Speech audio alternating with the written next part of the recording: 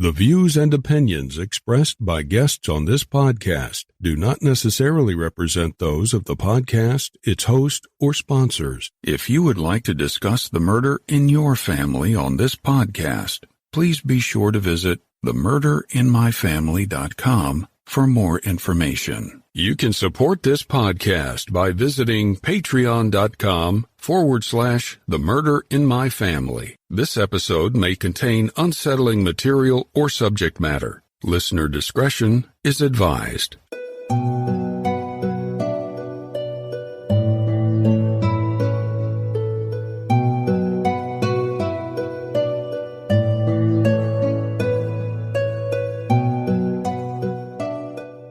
Thank you for joining me for this episode of The Murder in My Family. Before we get started, please allow me a moment to share some important information. If you find that you enjoy this podcast, please take a minute to rate and review it wherever you listen to your podcast, so that the show can continue to grow and reach new listeners. To learn more about the show or the cases we discuss, please visit themurderinmyfamily.com. You can also find us on Twitter with the handle @MurderInMyFam, or by searching for the Murder in My Family podcast on Facebook. If you'd like to support this show through a Patreon donation, it's always appreciated, and you can do so by visiting patreon.com/The Murder in My Family. Benefits of supporting the show on Patreon include early access to ad-free episodes of the show, plus bonus content not heard in regular episodes. Support may also include thank you cards, stickers, and more. If you prefer to, you can also support the show through a PayPal donation by visiting paypal.me/The Murder in My Family. In each episode, I'll give shout-outs to any new supporters. And thank you to all of the supporters that generously donate and help keep the show growing and improving. You've heard me talk about it in recent episodes, that I'll be at the CrimeCon convention this June, and I hope to see you there as well. I'll be on Podcast Row, so if you're going, stop by and say hi. If you need to register still, visit crimecon.com to complete your registration and purchase badges. And at checkout, use my promo code Criminology19 to save 10% on your standard badge purchase. Again, that promo code is Criminology19. As a special thank you, the next 3 users that use that promo code Criminology19 to purchase their CrimeCon badges, which includes copies of my books about the Zodiac and Golden State Killers, stickers, coffee mugs, and more. And I'll give it to you in person at CrimeCon. So save some money and get some free merch in the process. And just another reminder that before CrimeCon, I'll be in Albany, New York on April 15th and 16th, attending the ISOC convention. That's the American Investigative Society of Cold Cases. I'll be part of a panel alongside Tim and Lance from the Crawl Space and Missing Maura Murray podcast, as well as John Lorden, who hosts Brain Scratch on YouTube, and is also my co-host on 3 Men and a Mystery.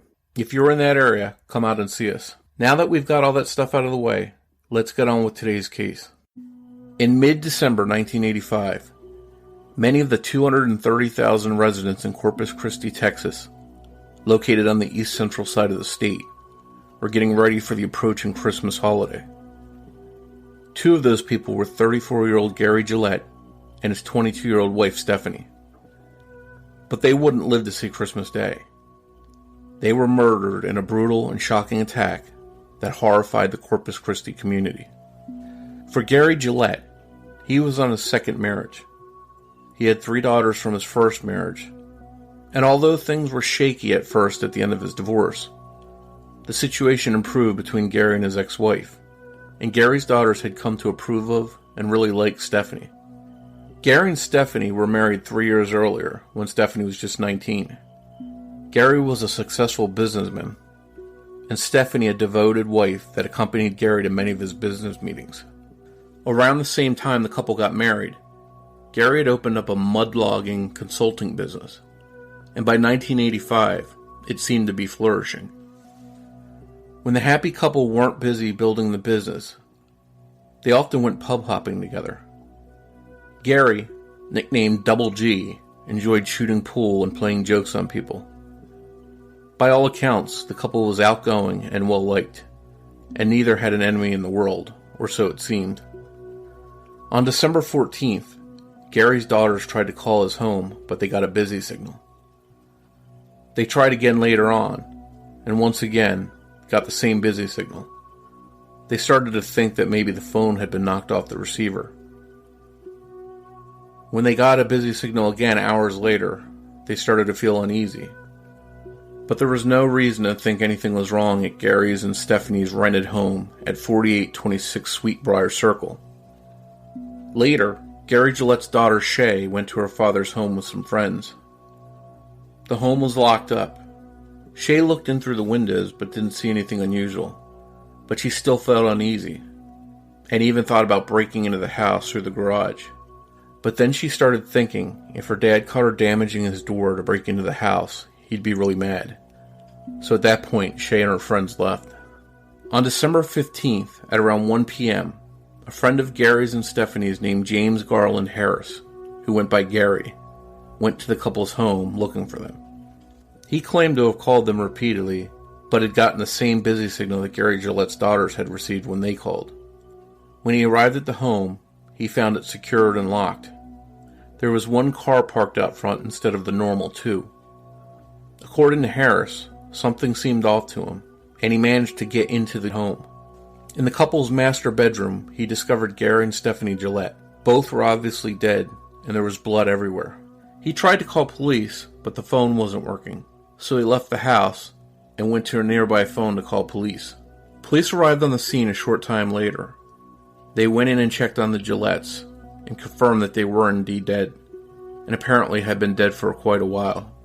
A medical examination of the bodies revealed that the Gillettes had likely been killed in the early morning hours of December 14th, more than 24 hours before Gary Harris called police. Gary Gillette had suffered a massive blow from a hatchet to the back of his head.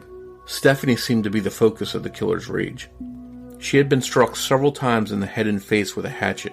She also had been stabbed multiple times. Interestingly, the medical examiner discovered that the stab wounds were post-mortem, meaning that someone had stabbed Stephanie multiple times well after she was dead. The damage to the 22-year-old's face was so bad that she was unrecognizable. As police combed through the home, there were no clues at first. Everything seemed secure and locked down, and in its place. Police theorized that the couple had let their killer or killers into their home.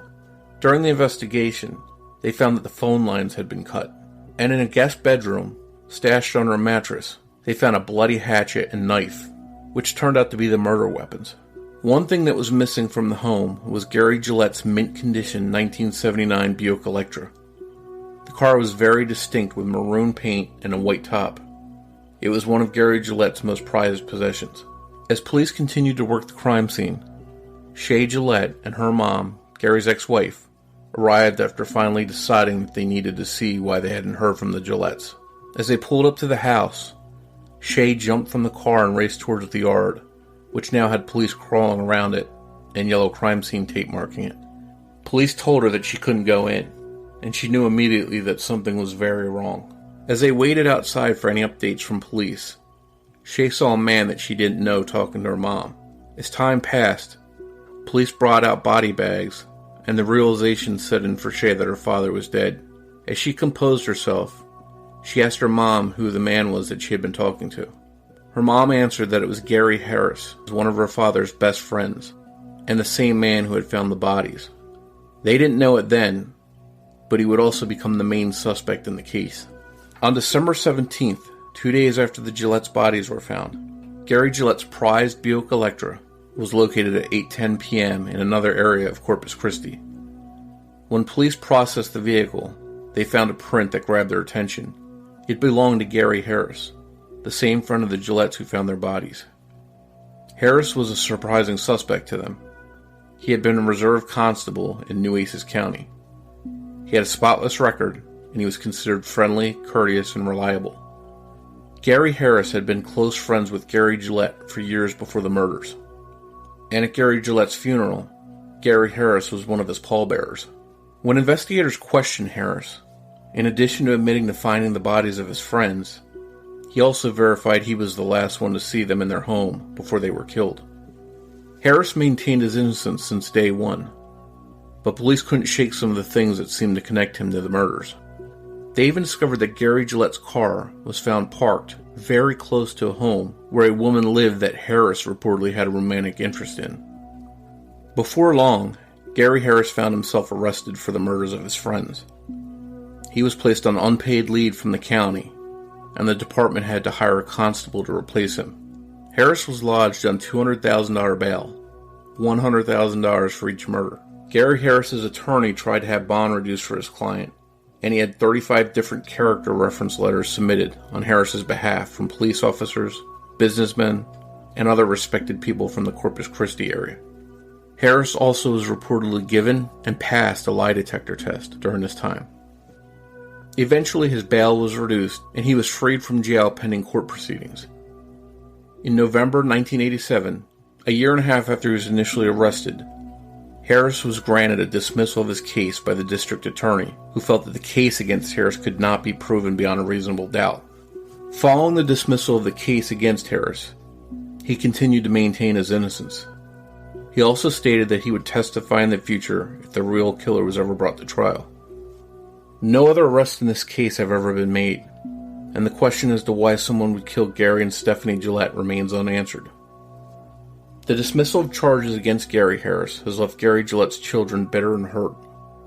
They truly believe that Gary Harris got away with a heinous and brutal double murder. Although I personally can't endorse or refute Gary Gillette's family's beliefs, and I certainly make no accusations against Gary Harris through this podcast, it's clear from my conversation with Gary Gillette's daughter, Shay, Harris was the best suspect. She shared her thoughts about this case and her father with me. That conversation is next, after a word from our sponsor.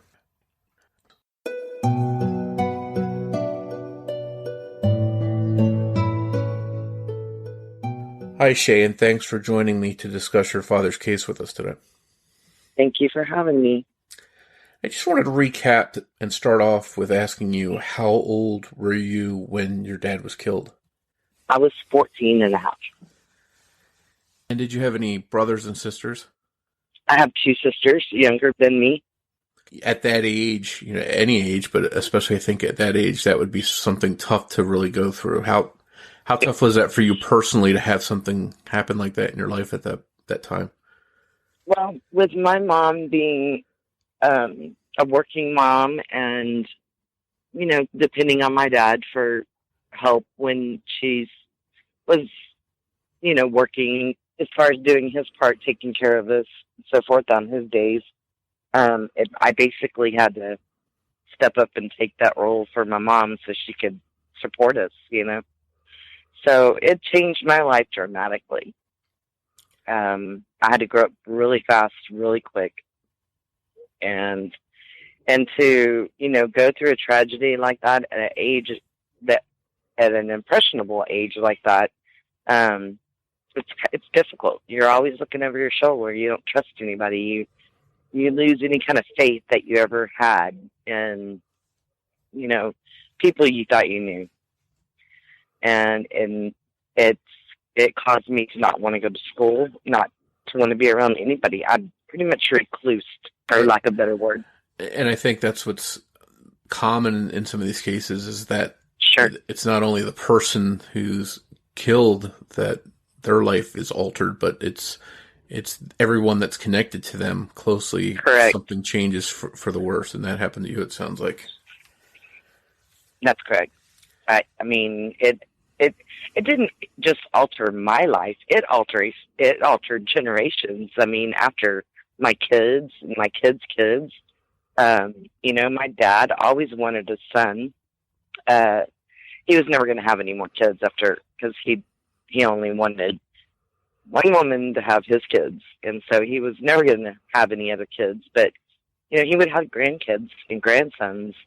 And, that would have made his life incredible as well as theirs, knowing him, just being able to know him. And have their grandfather in their lives. Exactly. And, he was a wonderful, a role model. He would have been a great role model for my sons. I think that all of our lives would have been a lot different if this had not have happened. Tell us a little bit about your dad. What kind of person was he? What was he like? He was a hard-working man. He was a self-made man. I mean, my mom's dad used to call him a man's man because that's just the way he was. He started working at the age of 15 when his parents divorced. to take care of his mom and his brothers and sister. And he never stopped from that day forward. His father, after his mom got situated and settled into her own life and was able to, get her kids out and get them settled in their life, he moved to the Corpus area with his dad. I think his dad was in the military, if I'm not mistaken. He passed away when I was young. So, and being that my dad passed away when I was young, I didn't get a lot of information about him, other than I had met him quite a few times, but, it was short visits and whatnot. But my dad moved to Corpus and started working at a shoe store in Corpus, and he met one of my mom's brothers and became friends with him. And my grandfather adored him, thought he was very bright. My grandfather and my dad had the same interests. My grandfather was a petroleum engineer and a geologist. And so my dad started learning a lot about the oil field from my grandfather, and I think he went to school and then got a job, and then a real good job with a mud drilling company. And then he branched out on his own, and he just climbed from there. So he was a hard worker, but he was a very stern person. When it came to his kids, he was very protective, very, very stern, but, taught us respect. He was hilarious. He was a prankster. He loved to joke. He loved to make people laugh. He was a great guy. I mean, he really was. How long were he and your mom married? I want to say 13 years. They divorced when I was in 5th grade, so I was 10. Now, I might be mistaken. I'm not sure when their divorce was final, but I want to say between 11 and 13 years is how long they were married. My mom had me at 16, so soon after my dad met my uncle and became friends, he ended up moving in with my grandparents, and they, for all intents and purposes, they pretty much took guardianship of him, and that's how he met my mom, and they fell in love, and she had me. Wow. And that's how they met, and they got married while she was pregnant with me. And so, but I think their divorce was final in like 82, and I was born in 71. So I'm not real sure. I think maybe 11 years. Was it a tough transition after that divorce? I know, with a lot of people who have gone through divorce, there's a tough transition there. And especially if you're coming into your teenage years, you sort of get that little rebellious stage coming. Did you get to that kind of point where you were angry about their divorce? Well, no, sir, not about their divorce, because they my dad stayed gone a lot, and my mom was by herself, and he was, like I said, he was the man of the house, and his thoughts were that a man should take care of his family and the wife shouldn't work. So without her working and him being gone all the time, she was just lonely. So, and then when he did come home, they would argue about the fact that she never got to see him, and he never really got to spend time with us because his job took him everywhere, and he was on the road. So that it wasn't so much a detriment to me about them getting a divorce. It's after they got a divorce that I started becoming a little rebellious, because, when you hit the teenagers, you want to wear makeup, you want to do this, you want to go to the mall, hang out with your friends, and he was protective to the point where he didn't like that. I always joke and say if he could have put me in a convent, he probably would have, So it sounds like he was a typical dad. I think most yes, of us fathers are the same way. Yes. Exactly. Yeah. And so eventually he gets remarried to Stephanie. She becomes your stepmom, essentially. What was your relationship like with her? How was that transition? Excellent. The first time I ever met her, the anticipation of knowing that he was coming to pick me up or coming to pick us up, and he was bringing her with him, I was angry about leaving the house with another woman in my dad's car. But from the moment we got in the car, it was an instant connection. She was a sweetheart. You know, when my dad couldn't be around for things like Easter or birthday or Christmases because of work, she was right there, you know, picking up the role of my dad. And, you know, making sure that he kept his weekends, even though he might not have been home, we were there for his weekends, you know. She had no problem doing that. This woman would, and I'm going to tell you, she was such a sweetheart. You know, we'd go spend the whole summer over there, and about 15, 20 miles away, they had a public swimming pool in a little town called Flower Bluff. And she would take us over there every single day, drop us off, and pick us up again around 5 or 6 in the afternoon. And she did that every day. And, I mean, you just don't find a lot of stepmoms that take on, at her age, that take on a role of 3, you know, girls that are, you know, hitting their puberty years or teen years or whatever you want to call it, and just pick up like she'd been doing it her entire life, you know. And that's the kind of person she was. She was understanding. We could talk to her about anything, and it would go, you know, if it was something personal and we didn't, you know, want our dad involved or whatever, she would never, ever divulge that information. It's like having a confidant, essentially. Exactly. Yeah. Exactly. I mean, you have to understand, she was only 10 years older than me, you know. Mm. She was 24, my dad was 34. Take us back to the day that you found out that your dad and Stephanie had been killed. Can you walk us through how that day unfolded? Sure. I was at their house the night before they were found, because ultimately he was supposed to pick us up on Friday night, and we were going to do a traditional trim Christmas tree, decorate it, yada, yada, that kind of thing we did every year. And my stepmom had called me Friday afternoon, probably around 3 in the afternoon, and said, look, she said, your dad had an unexpected Christmas party pop up, and there's a ton of potential clients there that he needs to, you know, make an appearance. So if it's not too late, we'll pick y'all up tonight, but if not, we'll get y'all in the morning. And I was kind of okay with that, because I had some friends that were going, you know, to be doing some things on Friday night, and I really kind of wanted to go to that rather than go to my dad's anyway. I mean, I was 14 at the time, you know, so going to your dad's when you get to be a teenager is not like, you know, it just kind of slows down more than normal, especially when you're doing things that, you know, he would not approve of. You know, he would never let you do it if you were at his house. So, I kind of took that with stride. Well, my sisters were really disappointed, but, you know, they understood, because it went with his business. It is the life that we were used to. So Saturday rolls around, and, you know, we tried calling them because we hadn't heard nothing from them. Their phone was busy all day long. Talked to my dad's answering service. They hadn't spoke to him since 12:30 Friday night. And so we started getting a little concerned. But, you know, it wasn't uncommon for my dad to get called out on a moment's notice and leave. You know, I mean, that's just the nature of the job. But his phone being off the hook kind of took us by surprise, but we kind of chalked it up as, hey, one of the cats could have easily jumped on the bed and knocked it off the hook. You know, we weren't thinking along the lines of that they weren't alive.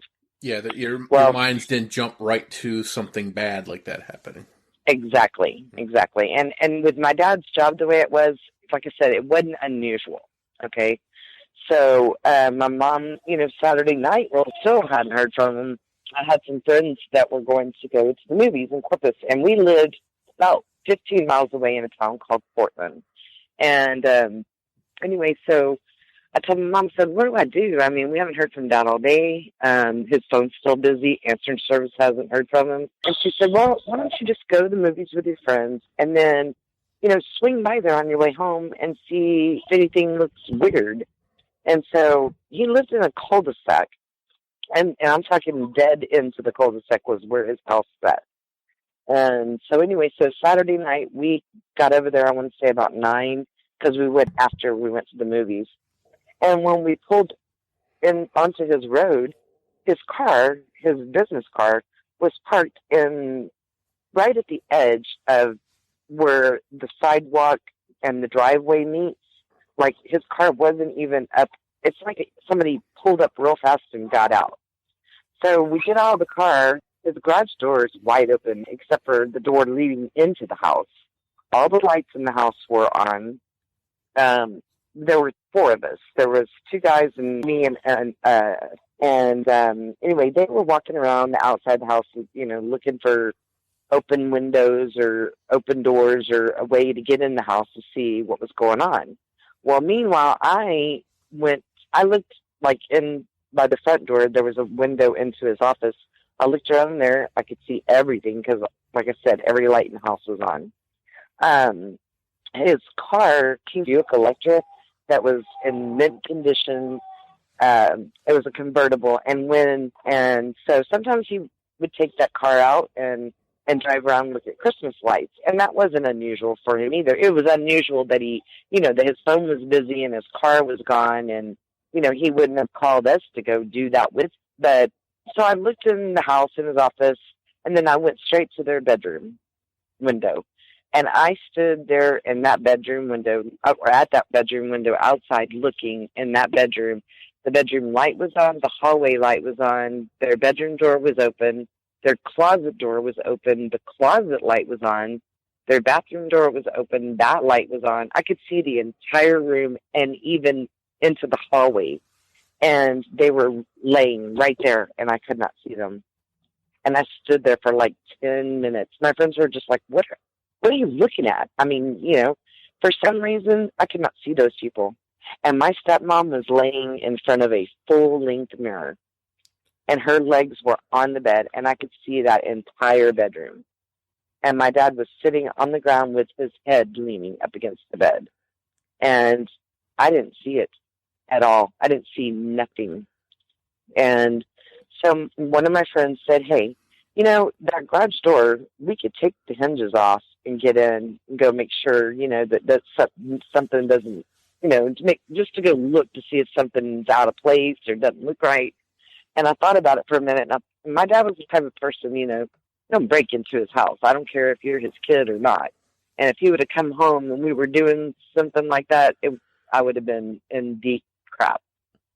So I told my friend, I said, no, I don't think we're going to break into my dad's house. Let's just go home. I'll tell my mom what's going on, and we'll go from there.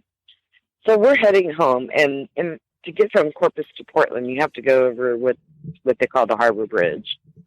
And as soon as we got on top of that bridge, I'm not kidding you, I had this flash of this gory scene in my head, just like it just came over me like it was subliminally stuck there and just hit me at one time. And then I really started getting panicky because, you know, I knew something wasn't right. You just know. You kind of have a feeling. So I got home and I told my mom, I said, look, we really need to go back over there. I think something's seriously wrong. And I told her everything I experienced from the moment we got there to the moment I got on the Harbor Bridge. And she was like, Shay, you do not want to go break into your dad's house and walk into something that you don't know what's going on right now. We don't know what's going on. So I will not take you over there and let you walk in on something that could be very bad. She said, what we'll do is we'll wait until in the morning. If the answering service still has not heard from him and his phone is still busy, we will call the police and we will go over there. And I was like, all right. Well, my middle sister, Christy, she's always had, you know, really good intuition. And she just cried all night because she just knew something wasn't right. And so the next morning, sure enough, you know, everything is still the same. And my mom called one of our friends because she was called, actually one of the guys that was with me the night before, he volunteered to drive us over there because he knew that if something bad went on, that we would never be able to get back home in the state, in that state of mind. So, so we get to Corpus, we get on Everhart, which is a road that leads you to the street that he lived on. And there's a major intersection in between Everhart, where his house was, and there was a major intersection you had to cross. Well, we're sitting at the light, and we see like 5 or 6 cop cars coming from that direction. And my mom just looked at me, and I was like, I know, this does not look good. And we were still a good half a mile from the entrance to his neighborhood. So we turn in. So once we get across that road and we turn into the neighborhood, his street was probably 3 streets after you make that turn. It just curved around, and there were like 5 or 6 different little roads off of that little side road that were all cul-de-sacs. And his was like the 3rd one down. Well, as soon as we rounded that corner, that all we saw were news reporters, tons of cars just blocking the road, tons of people standing outside. We had to park away, like probably 5 or 10 car lengths away from his actual street and run to his house. And by the time we got up to the door, the coroner was there. There were ambulances, all 3 channels, local channels that Corpus has. All 3 of them, the news stations were there. All the people that lived on that street were outside. People that were passing by stopped to watch, and we just walked. We just drove up on this big, huge scene, not knowing anything. And my dad's doors were open. There were cops all over the place, and as soon as I made my way through that crowd, I just started running for the garage door. And about 3 or 4 police officers grabbed me, and they were like, "Ma'am, we're sorry, sweetie, but you cannot go in there." And I'm like, "Tell me what happened to my dad." And they were like, "Ma'am, they didn't call me ma'am, but they were like, honey, you need to stay right here. Stay with your mom." And my mom was just frozen. She didn't know what to do. Well, meanwhile, I happened to glance around because I'm in shock. I'm in total disbelief because at this point they're bringing out body bags. And I'm just sitting there thinking, this is not happening to me. There's no way. And I'm looking at my mom, and my mom's just, the look on her face was just horrendous. And she was talking to this guy, and I didn't know who the hell he was. So after, I calmed down a little bit and, just standing there still in disbelief, he had walked away, and I asked my mom, I said, "Who the hell was that guy you were talking to?" And she was like, "Say, that's your dad, one of your dad's best friends." And I looked at her and I said, "I've never seen that man a day in my life." And she said, "Yeah, well, he's the one that called the police and got the police over here." And, I never thought about it from that point on. But, as I started getting older, I started thinking, if he was such a good friend of my dad's, he would know, of all people, that my dad was constantly gone at a moment's notice and didn't, call people to tell him, "Hey, I'm going on a business trip." He just did his thing. So for him to be so concerned, especially when he was with my dad on Friday night, it just seemed a little peculiar that, he would call the police and have the police over there and all the news media and everything before calling my dad's ex-wife and letting her know that something's not right, So how did he discover the bodies? He acted or said he was alarmed because he hadn't heard from your dad and went over there and made entry into the house? Okay. Yes, sir. That's exactly what he did. And mind you, he was a constable for Nueces County for a long time. And so every one of my dad's friends, and these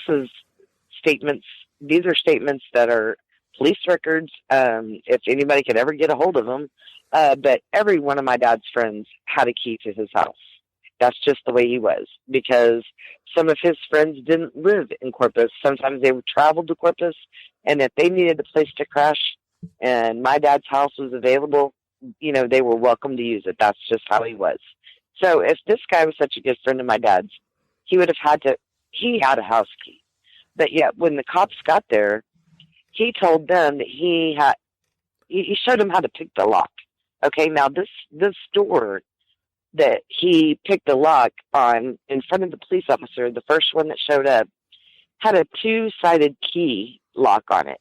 So he picks this lock for the cop. They go in, they discover the bodies, and then boom, they called the police. And they didn't call us, they called the police.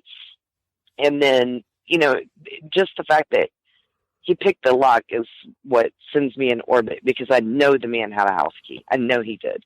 Some of my dad's friends that weren't even that close to him had house keys. I mean, it just doesn't seem feasible that he would have to pick the lock. Now, the thing that disturbs me the most is that he had brought a girl from one of the places that they were partying at, the Scary Harris guy that I think I know had something. I know he did it. He brought a girl home with him who was highly intoxicated, ended up in my bedroom, passed out. He wakes her up about, I want to say like 2-ish, and tells her that there's some bad stuff going down and that they need to leave the house.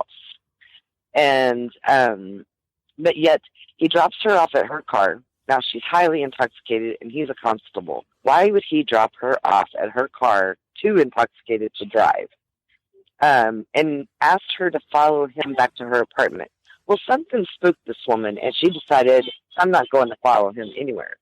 But yet he told the police when they questioned him that day, or that evening after, they closed up the crime scene and all, he told them that he had gone back to my dad's house and to retrieve a jacket, and that he had to pick the lock to get back in the house. Now, if he left the house and they were fighting, and why would it be so important for him to go back to the house that he felt the need to leave to retrieve a jacket that belonged to a woman who didn't even follow him home like he asked her to?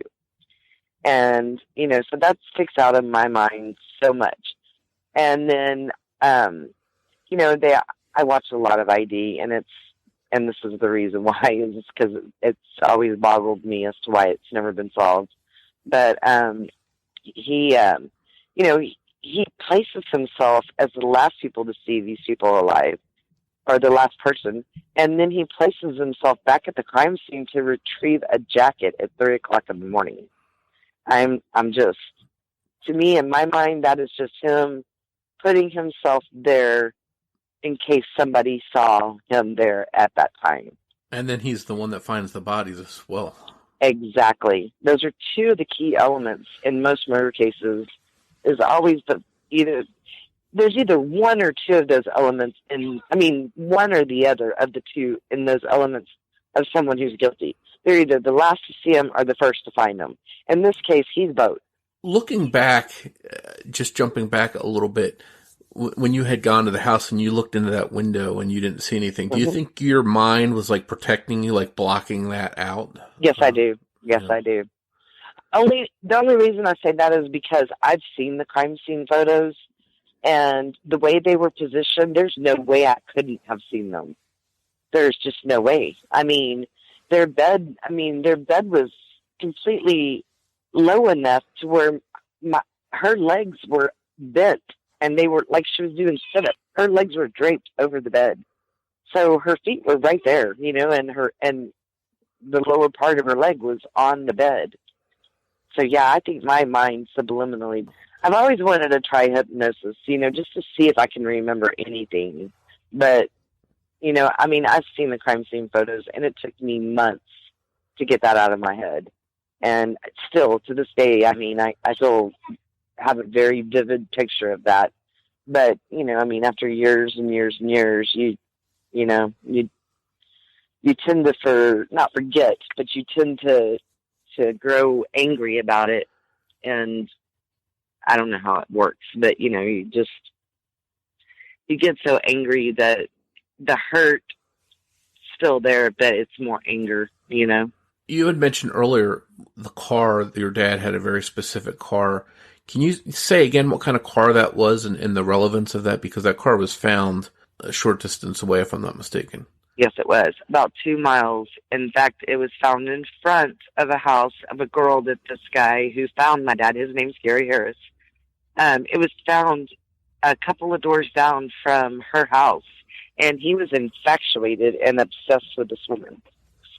In fact, he called the answering service that night after everything was, after my dad and them were probably already deceased. He called and spoke to one of the girls that was working there, because this girl worked for the answering service as well. And that's all he did was talk about her at 3:45 in the morning. I mean, who does that, Yeah. And it really had the girl that he was talking to freaked out. And I think she gave a statement to the police as to, the contents of their conversation. He said it was in condition, so your dad was really proud of it? Oh, very proud of it. Him and both his brothers got one, from my grandfather. It was a prize for him. He kept that thing in mint condition. I mean, everything was, completely original, and it was a beautiful car. And it was convertible, and he loved that thing more than life itself, I think. He kept it in the garage covered when, he didn't, and he only took it out every once in a while, take it out for a spin or something. And it just happens to show up near this woman's house who the Exactly. person you suspect was involved exactly has an interest in that woman. We know he's a suspect because he's there, he's placing himself there at all different times. But early on, you told me, too, that is a little bit hurtful that the police looked at you and your mom. Is that correct, as a suspect? That is. Yes, sir. Tell us a little bit about what that's like when the police think for a minute that you might have something to do with your own dad's murder. Well, I mentioned that after this happened, it was hard for me to go to school to do anything. I didn't want to go nowhere. And so I just happened to be home from school one day, and I was literally sick that day. And I got a knock at the door, and I'm in my pajamas. And these guys, I felt like a Men in Black, like I was in Men in Black or something. They not jerked me, but they were like, you need to come with us right now. And they're doing like 90 miles an hour. It was pouring down raining. And they drove me in my pajamas to the DA's office and just started questioning and grilling me. And I was like, what is this all about? I mean, they were asking things like, where did my dad have his car washed? And just things I didn't find to be very relevant to his case. I didn't find, how his car where it got washed. I didn't find that to be a relevant, question. But, they grilled me like I was a suspect. I mean, they didn't come out and ask me any questions like, did you or your mom have anything to do with this? But that's just the way it felt, like they were looking at us. And, when I was that age, I was like 4'10" and probably 89 pounds soaking wet. So, it was ridiculous. It made me feel like, oh my God, are they serious? They're not looking in any other direction besides my mom or me. And it was scary. And not only that, it was degrading to think that a 14-year-old kid would kill her parents. I mean, that's just, it's not, in today's time, it's heard of all the time, but back then, that was just never heard of, So it was sort of a waste of time to go down that road looking at you and Absolutely. your mom. Yeah. Absolutely.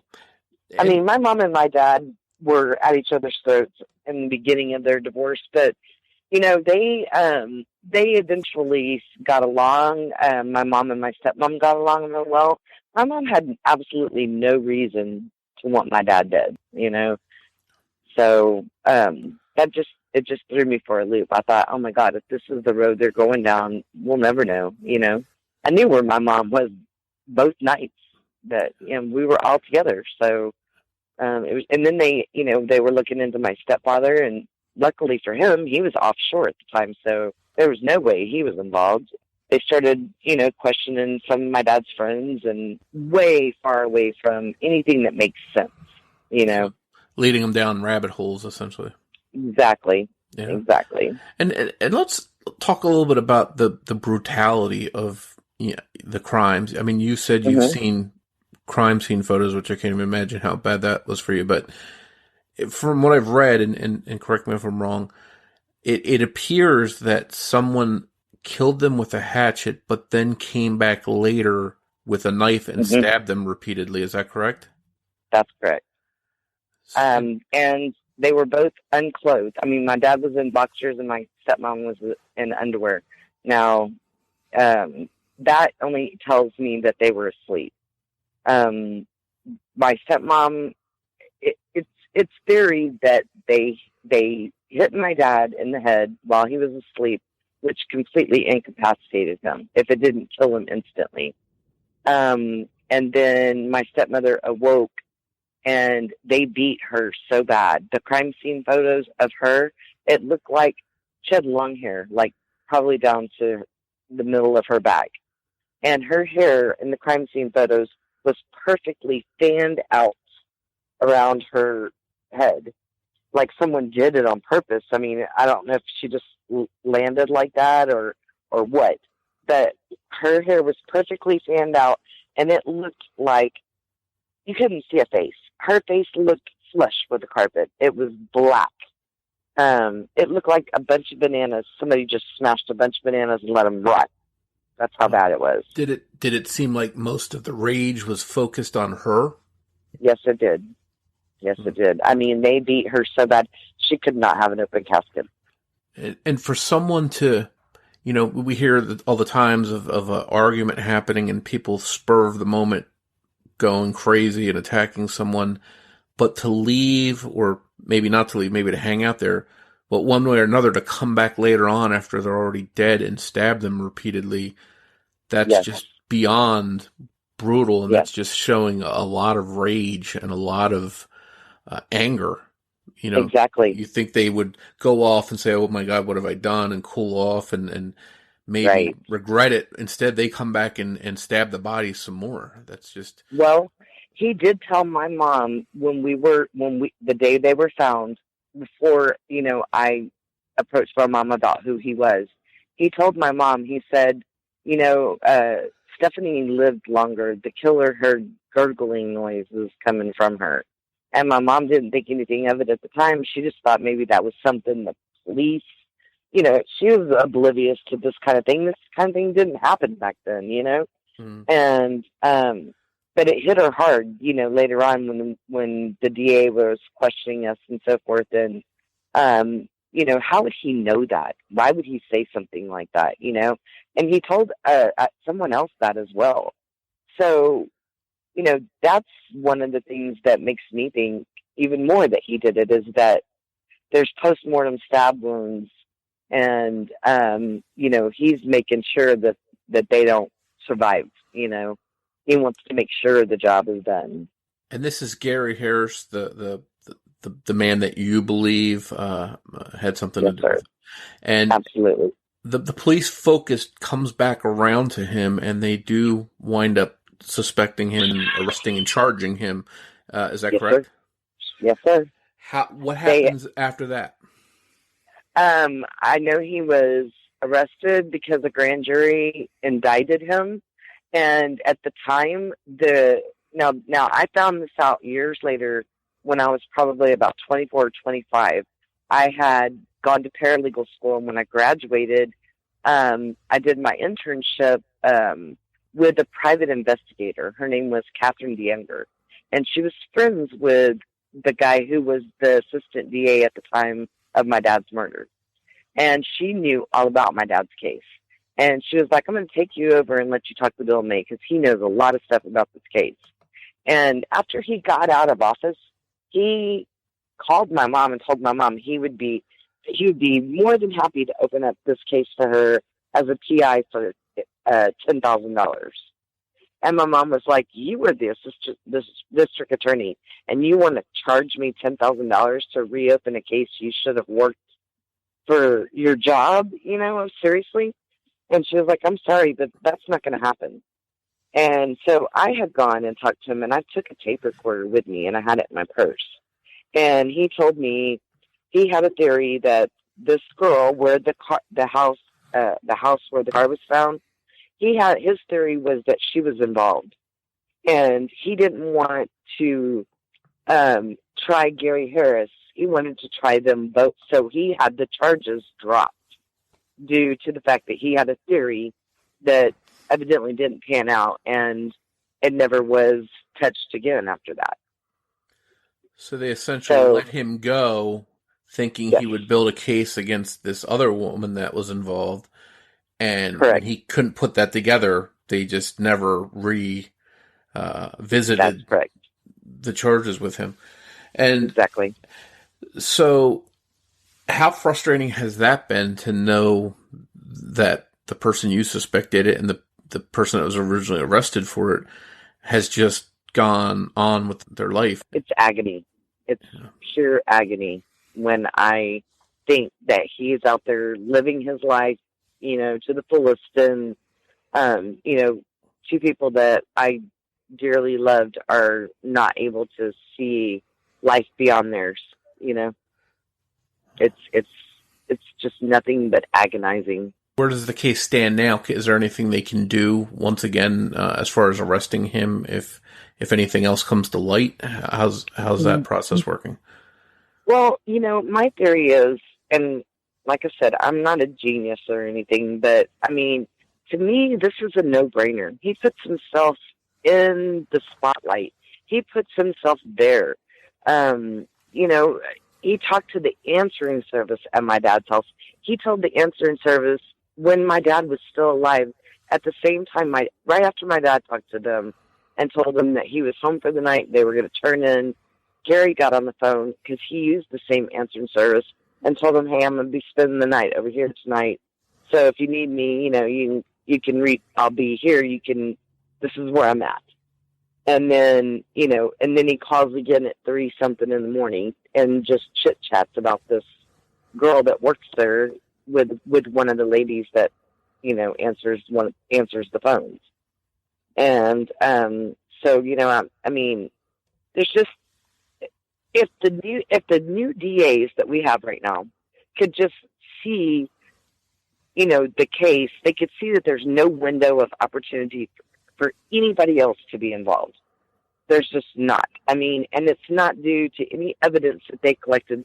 It's due to what this man has said himself. You know what I'm saying?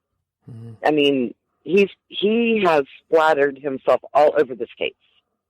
Finding them, being the last to see them, calling the answering service from his house, saying he was staying the night, yet he leaves, his date leaves, only to never return. When they questioned her at the police department, they wanted her to go back to the house and show them, the steps that she remembers following whenever he woke her up to leave the house. And she told them, "No way in hell will I ever step foot in that house." So either she knows something and he has threatened her, or because she up and moved to Florida right away. And she's never been seen or heard from since. I mean, she does still live in Florida. A private investigator has told us that much. But she doesn't want nothing to do with this. She's scared. I mean, something spooked that girl. And, the private investigator we talked to, because he actually was his first year as a detective when this case happened, and he was actually at the crime scene. And he took a statement from Gary Harris. And he said that, Gary basically, he told us that basically someone with law enforcement knowledge had to have had a part in the crime because nothing was taken. Everything was tidied and locked back up. Okay, and that's another thing, too. When he went back to get the jacket, he picks the lock, and then he picks the lock again to lock the door when he leaves. I mean, it just doesn't make any sense that there is anybody else. Somebody would literally have to sit outside and anticipate my dad and my stepmom having a fight and Gary and his date leaving so that they could go in and kill them. You know what I mean? It just seems to me like 12 people that are level-headed could see right through this and see it for what it is. He's picking locks multiple times. He's at the scene Exactly. multiple times. It just seems like he's all around that. Absolutely. I'm not saying he didn't have an accomplice, but I'm going to tell you right now, he was involved. He was definitely involved. Now, both of my sisters have run into him since this has happened, and this is when they were much older adults. I mean, my youngest sister saw him in Sam's one day, and she said when she passed by him and he made eye contact that he stopped dead in his tracks, and she said he turned around and he looked like he saw a ghost. And she walked up to him and asked him, "Why did you kill my dad?" And he told her, "I can't talk to you about that. I know things, but I can't talk to you about that right now." And so it's, I mean, why would he say something like that to her? I mean, I know things, but I can't tell you. I mean, not to mention that he hired one of the best criminal defense attorneys in South Texas.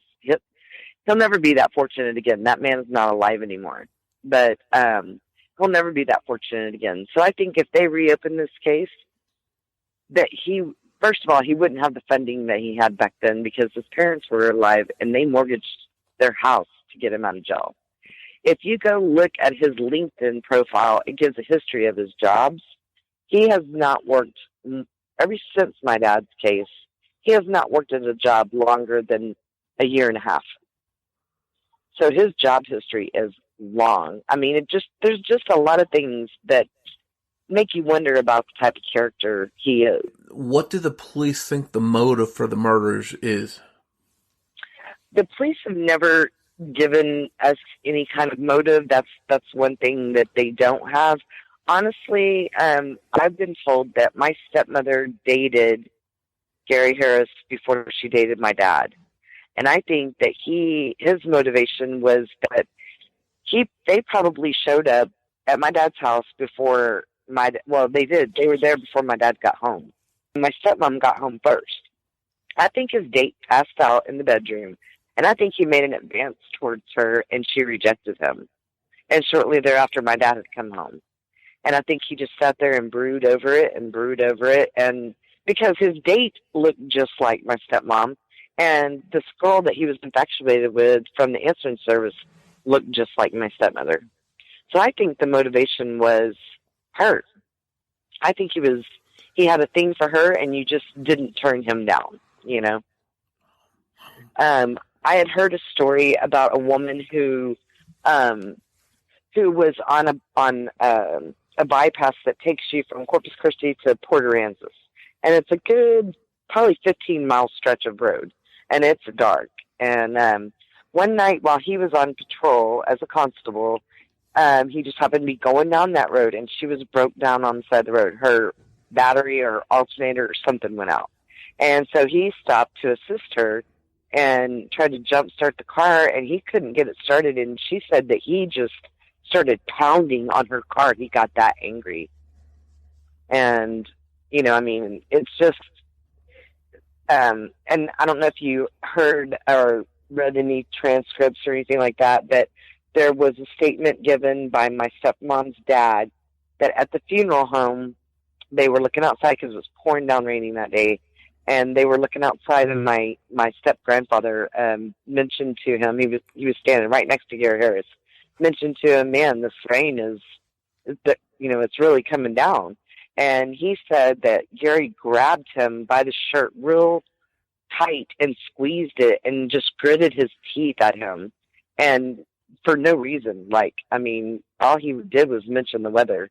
And it was like there was just some sort of anger in him that he grabbed him and just gritted his teeth. I don't think he said anything. I'd have to go back and look at the paperwork that I have on. And then a couple of people, because he was a pallbearer, a couple of people said that he kept standing around the casket, like my dad's casket.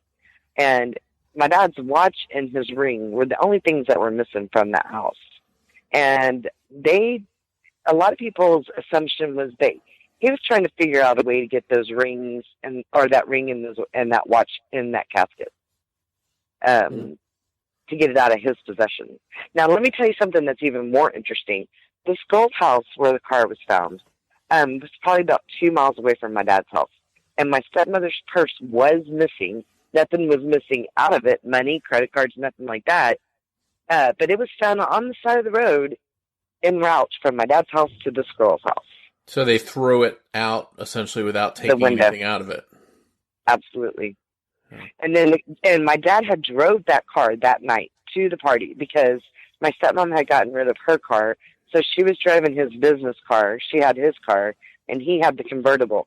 But when the car was found, it was completely wiped down except for one fingerprint, and it belonged to him.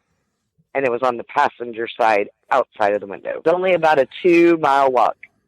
Oh. And it seems like some of the puzzle pieces fall into place, yet the arrest doesn't hold up, and here you are all these years later without answers. Well, I just want to thank you once again for coming on to discuss the case with us. I know that your family's been waiting for answers for a long time, and I hope that you'll get those answers one day soon.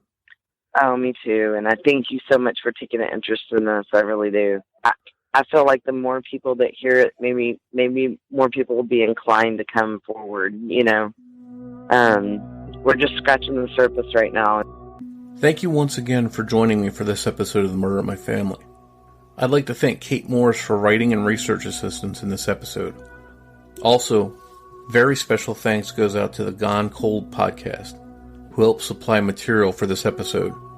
They covered the Gillette case recently in depth over multiple episodes, and I highly recommend that you go over and check out their podcast. If you enjoyed this episode, please introduce a friend to the podcast and invite them to listen. And before you go, remember that every murder victim means something to somebody. If you want to feel more connected to humanity and a little less alone, listen to Beautiful Anonymous. Each week, I take a phone call from one random anonymous human being. There's over 400 episodes in our back catalog. You get to feel connected to all these different people all over the world. Recent episodes include one where a lady survived a murder attempt by her own son.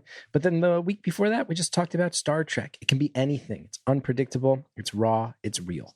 Get Beautiful Anonymous wherever you listen to podcasts.